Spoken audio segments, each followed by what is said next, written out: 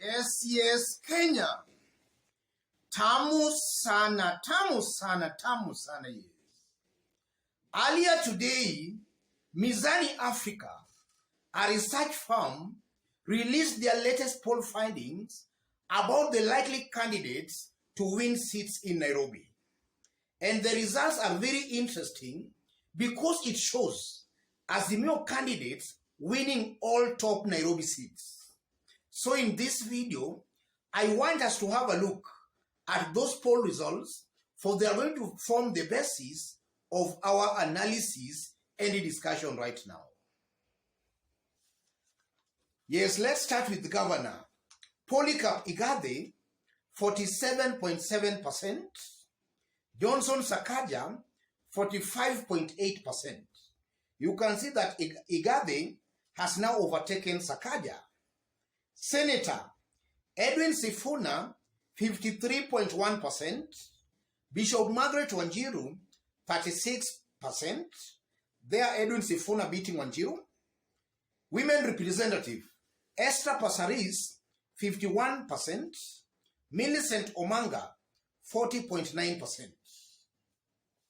From those results, you can see clearly Azimio candidates winning all top Nairobi seats. And also comparing Mizani's polls and other polls, that seems to be the trend in those top positions.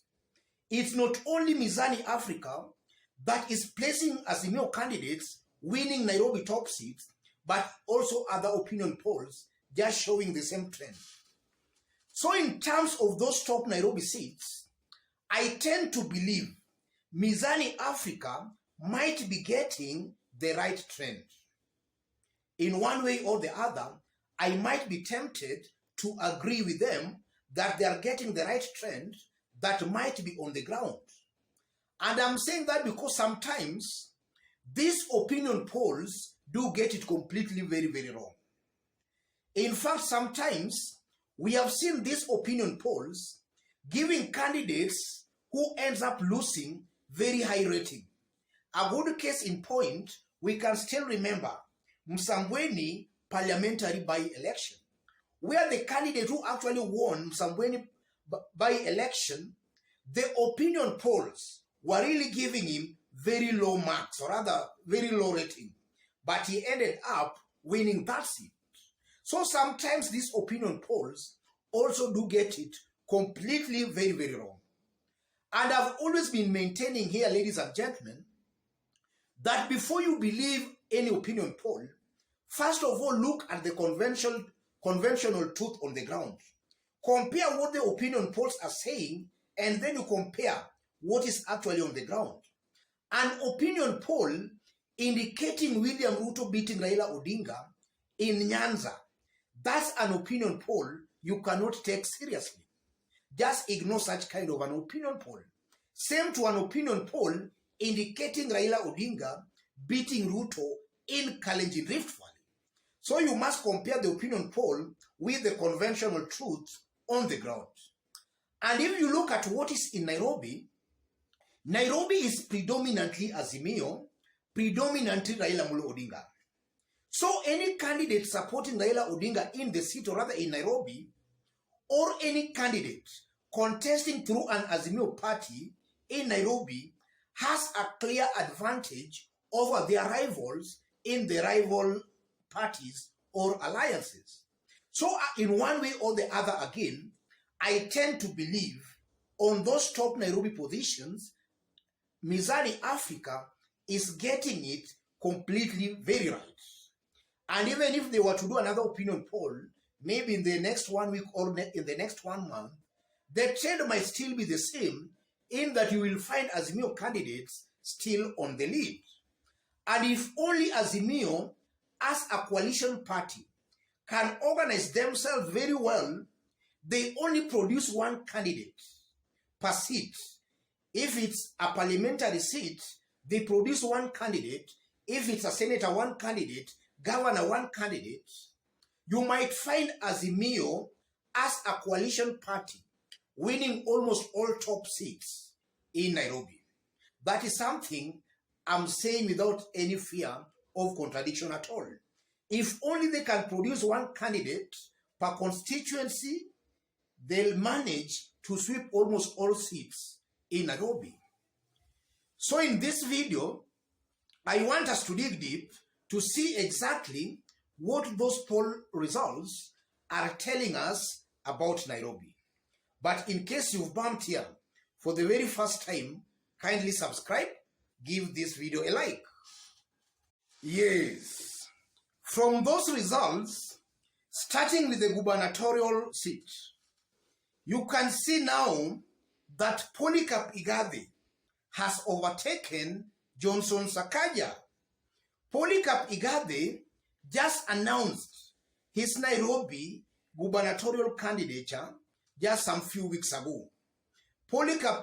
Johnson Sakaja, has all along been in the race.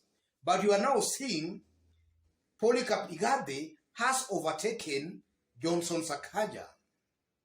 And if only you project those results to the coming weeks and even months, it's almost very clear and certain that Polycarp Igathe is easily going to win Nairobi gubernatorial seat with a lot of ease if those results are anything to go by. And I'm saying that because Polycarp Igathe is constantly rising as Johnson Sakaja declines. That comes out very, very clearly.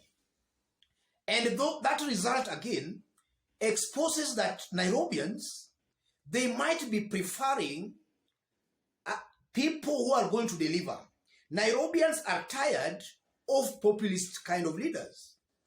In the last elections, Nairobians overwhelmingly voted for Mike Mbuvi Sonko, a populist.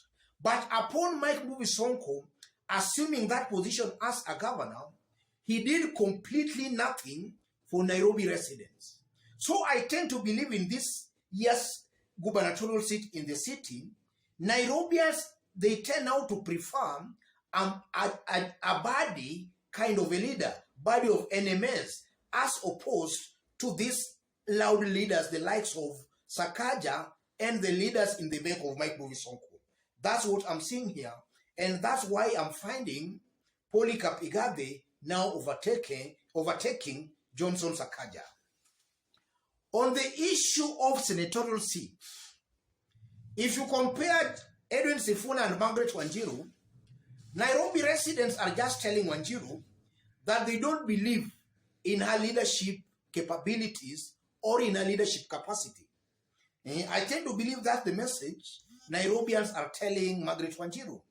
Nairobians want serious leaders who can go to the Senate to articulate real issues on their behalf. They don't just want maybe academic dwarfs in the Senate who don't understand anything about the role of a senator. That's exactly what I'm seeing in that race for Nairobi senatorial seat. Edwin Sifuna is a learned man who I know understands well the role of a senator as opposed to Margaret Wanjiru. Wanjiru, I know, does not just understand such kind of issues. On the issue of women representative, Nairobians might be also disapproving of Millicent Omanga. Nairobians are telling Omanga that they don't want twerkers who will just get into parliament just to twerk, or rather to dance. Nairobians don't want that. Nairobians want serious leaders. And now maybe Millicent Omanga, in the coming 2 months, should actually change her style of playing politics. She has to come out as a serious leader, not just as a twerker. Nairobians are actually disapproving of that. And then overall, I'm seeing the good people of Nairobi in this year's elections. A good majority are going to vote according to party lines and according to coalition lines.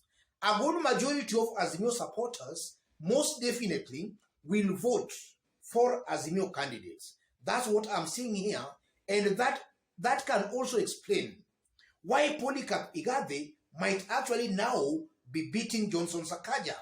A good majority of Raila Odinga supporters in the city most definitely come August will a good majority will cast their votes for Polycarp Igathe. So I'm also seeing a good number of Nairobi residents voting according to party lines and according to their preferred presidential candidates. I'm also seeing that coming out very, very clearly. And besides that, from those results again, I'm seeing a situation where in 2022, if only Azimio will organize themselves well, just as I did indicate when we were starting, Azimio as a coalition party can end up sweeping almost all seats in Nairobi. Already Azimio candidates, they enjoy the goodwill by the fact that they are in the most predominant party in the city.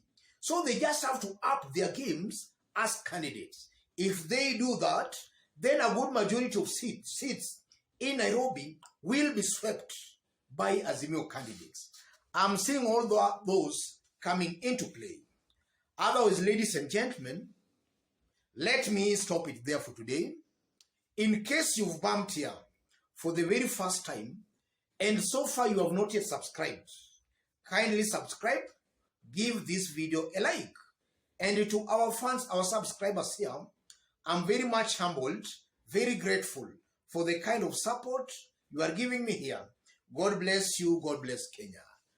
Tamu sana, yes, tamu sana.